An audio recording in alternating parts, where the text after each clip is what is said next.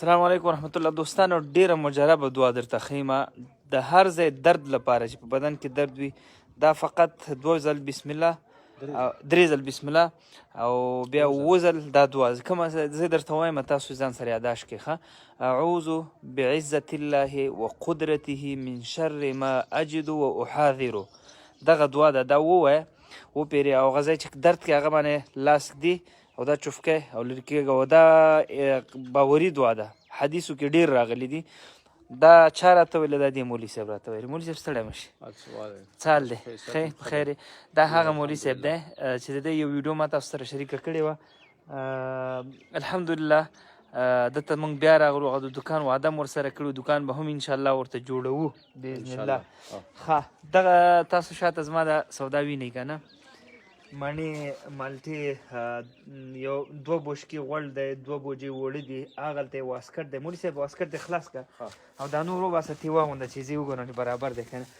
یو توړه وریجې سوجي لکه دغه ټوله سودا تر مرۍ او مربا و لوبیا پورې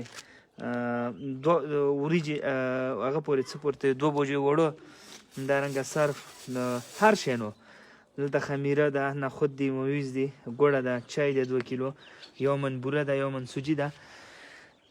دا مولوي صاحب هغه ویډیو خو تاسو کتلي لږ به په دې ویډیو کې هم در واچوي. مبارک شه مولوي صاحب واسکټ یې ماشاءالله ښه برابر دی څنګه برابر ښه ماشاءالله ښه برابر دی که نه مولوي صاحب خیاط چې ما ته زما په لاب جوړ بس او هغه دې جامې دي مولوي صاحب ښه. د ده دغه ویډیو زموږ ځینې با احساس ورونه لیدلی دی او څه ناڅه الحمدلله د دکان لپاره هم ورسره مرسته کړې. او دوهمه مهمه موضوع دا ده چې زموږ یو ورور فرانسه کې نوم یې نه اخلم خو ماته ویل بلجیم کې وبخه نوم یې وایم اخله الله دې ورته اجر ورکړي. هغه یو 15,000 افغانۍ راولېږل وی چې دوی هغه 20 ورځې د دې په کور کې غوړ نه و که نه هغه ویډیو کې ما ویلي وو.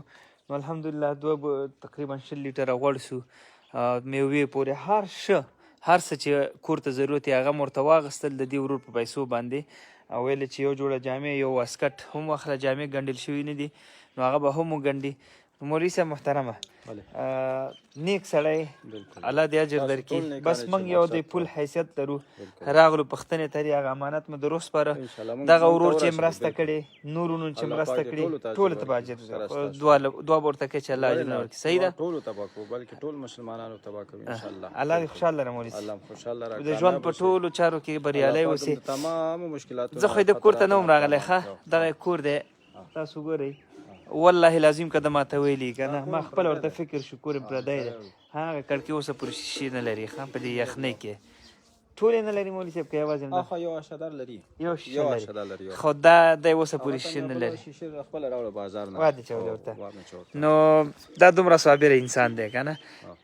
یو خبره دا وکړم چې الله تعالی خپل بندګان ازمایي الذي خلق الموت والحیات لیبلوکم ایکم احسن عملا. بیا هغه اوس که فکر دی اوسپنه چې اور تږدي که نه در څو پورې هغه وټکېږي بیا هغه نه یو شی جوړېږي. نو الله تعالی خپل نیک بندګان ازمایي همیش لپاره امتحان کې راولي. د امتحان مو تاسو په خاطر هم دی چې معتاد دی الله بنده سره څه کوي. صحیح ده. نو مولوي صاحب الله دې خیر درکړي او دغه سودا دې په خیر و برکت او عافیت سره استفاده کړي. صحیح ده او الله مو خوشحال لره. ډېره مننه دوستانو. بیا هم تاسو غواړئ مولوي صاحب یا مولوي صاحب ته ورته کسان سره مرسته وشي واتساپ نمبر شته موږ مو خدمت کوو. موږ به انشاءالله ګرځو هر ځای کې چې د الله دغسې مظلومه بندګانې ځان به ورته رسو. او دعا نه ډېره مننه مولوي صاحب. بیا هم تکراروم هغه دعا یاد کړئ اعوذ بعزة الله وقدرته من شر ما اجد واحاذر. دا دې مولوي صاحب هغه ده. او د سفر دعا هم درته وایم چې تاسو ملګرو ته سفر یعنې ډېر تاسو سفر سره مخ یې دا ډېر ضروري مهم دی. کله چې سفر شروع کوي درود شریف وایي بیا دا دعا ورته وایي چې ستاسو مخه خدای پاک خلاص کړي. یا عباد الله احبسوا دا درې کرته یا عباد الله احبسوا دا درې اې د الله بندګانو خو مقصد دا چې دا د سفر دعا ده نو مخه به انشاءالله بیا به خلاصېږي. ډېره مننه مولوي سفر کې ډېر مشکلات دا یاد کړئ ښه. ډېره مننه. یا عباد الله احبسوا یا عباد الله احبسوا. ډېره مننه مولوي صاحب خیر.